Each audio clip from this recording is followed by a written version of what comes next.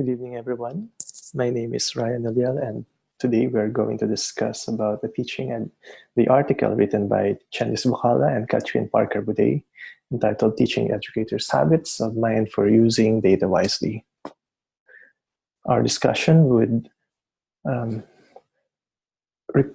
include the following points: the problem and the education it tries to answer, the solution, which is the DataWise project, and what is the habits of mind, and also some questions that we have to consider at the end.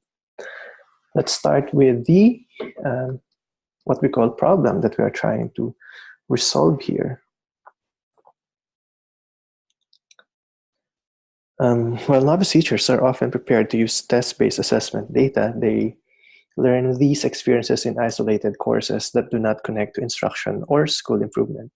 Moreover, once these novice teachers begin working in schools, they are increasingly expected to work with colleagues to apply data literacy skills, yet a few preparation programs provide sustained support with using data collaboratively for whole school improvement. In fact, it's a misconstrued utilization of assessment data leading to how to place students into instructional groups and how to identify which students needs extra support rather than rethinking how they would teach differently. As a solution, in 2006, the DataWise project at the Harvard Graduate School of Education has been honing and teaching a model that provides a systematic approach to improving classroom practice. The work began when education economist Richard Mormain convened a group of researchers from Harvard and school leaders from 3 Boston public schools to work together to articulate what school leaders need to know and do in order to use data to improve instruction. Contributions from our main statistician John Boudett and psychometrician Daniel Koretz grounded the work in theory. Contributions from practitioners ensured that it would be accessible and relevant to principals and teachers. The mission of the DataWise project is to support educators in using collaborative data inquiry to drive continuous improvement of teaching and learning for all students.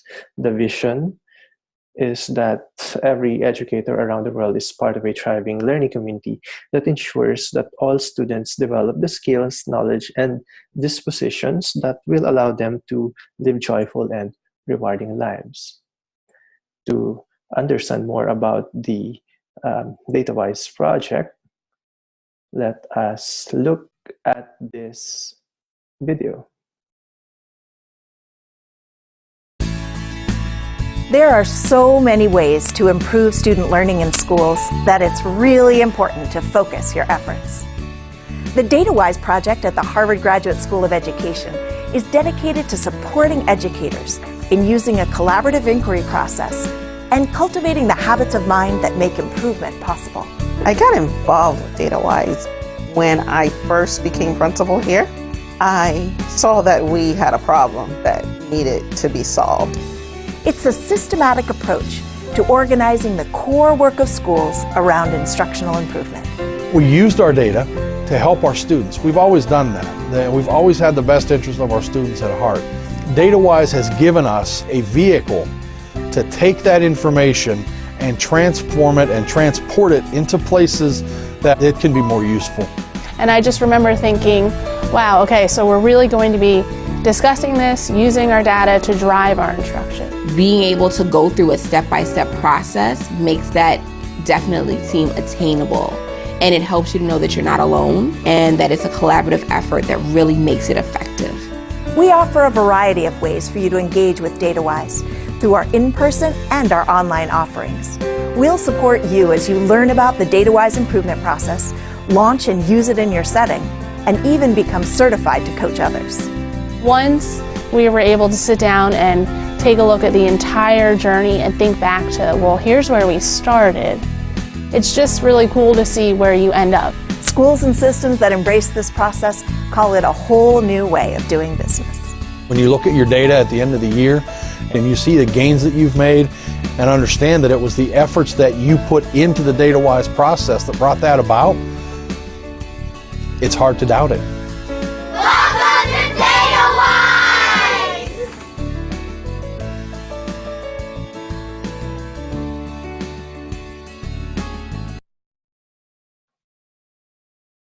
I hope you enjoy that short video. Let's continue with our discussion. Now let's look at the data-wise improvement process.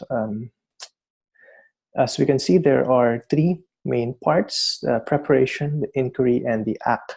It's divided into these parts because in the preparation, it tells us how to work together.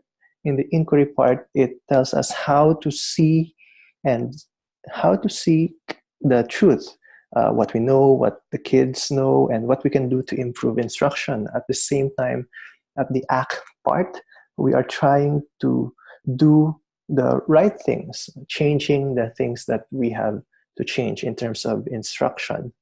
The arrow curves back to on itself because after educators assess the effectiveness of their actions, they are well positioned to determine the focus of the next cycle in collaborative inquiry, meaning as they resolve a problem, they are trying to think of another problem that they would like to resolve. And so the cycle continues.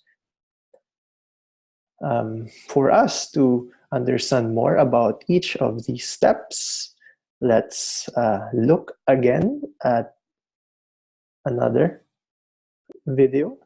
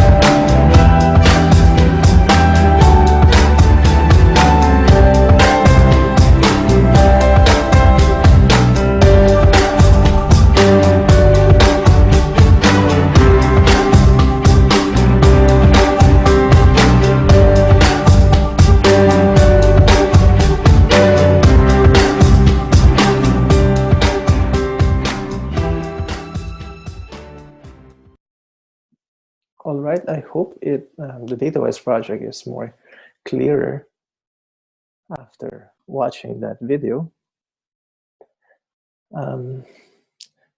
The delivery models range from an entirely face-to-face to those that are completely online, including a course that employs a hybrid strategy, a 1-week intensive plus 3 live sessions. There are 2 different types of online courses, one that provides live custom coaching to each team, and another that involves asynchronous communication between coaches and the participating team, with a particular focus on encouraging feedback among teams. These are done 6 and 3 months respectively. As of now, there are already 2,500 educators who have enrolled in the courses offered by the project over the past 10 years. Now, along hand with the DataWise project, the habits of mind or ways of thinking and being underlie the data literacy courses. At the Harvard Graduate School of Education, the DataWise project captured this disciplined way of thinking in the ACE habits, in which each letter represents a habit. A, shared commitment to action, assessment, and adjustment. C, intentional collaboration. And E, relentless focus on evidence. Adding an emphasis on habits of mind expands building data literacy beyond accumulating discrete knowledge and skills or learning a process that becomes routine. Let's talk more about the shared commitment to action, assessment, and adjustment. The first habit of mind that educators need to develop as they learn how to engage in collaborative data inquiry is an orientation toward purposeful active action. Examples of protocols that could be utilized in these pedagogical strategies are Plus Data, Success Analysis, and SUMI. Here, the educators are subscribed to organize syllabus around actions that result from inquiry process steps. Teaching and modeling tools for gathering immediate feedback are utilized, and supporting thorough communication of accomplishments and reflection. C for collaborative, intentional collaboration. This second habit of mind requires making deliberate decisions about how to engage colleagues in working together.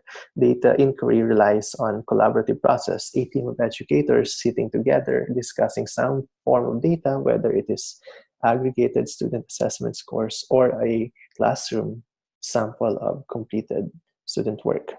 Examples of protocols that could be utilized in these pedagogical strategies are meeting-wise, checklists, and the compass points protocols.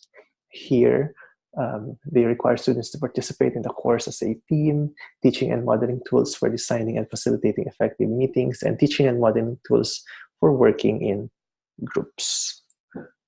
For the last item, relentless focus on evidence, they use case studies to expose participants to a broad range of data, teaching and modeling tools for sticking to evidence, and providing structured opportunities for participants to discuss one another's evidence. This habit supports a culture in which people make decisions based on a specific objective and descriptive statements about what they see. Examples of protocols that could be utilized here are affinity and the ladder of inference. Now, translating these lessons from the field, the DataWise project sees its responsibility as both bringing research to practitioners and translating knowledge from practitioners into frameworks, tools, and supports for other educators. The research found out that participants would need a way to understand the process of inquiry and the habits of mind that they could integrate across all their work with data. At the same time, on the district and school level, they must provide ongoing professional development to make up for this gap.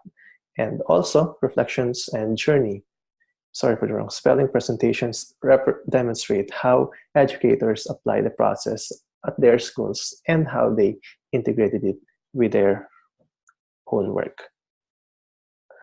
From the readings that we just discussed, here are some questions that we can actually consider. Are there potential threats to the day-to-day preparation of teachers if the ACE habits of mind is utilized? And what are the benefits if the ACE habits of mind is employed?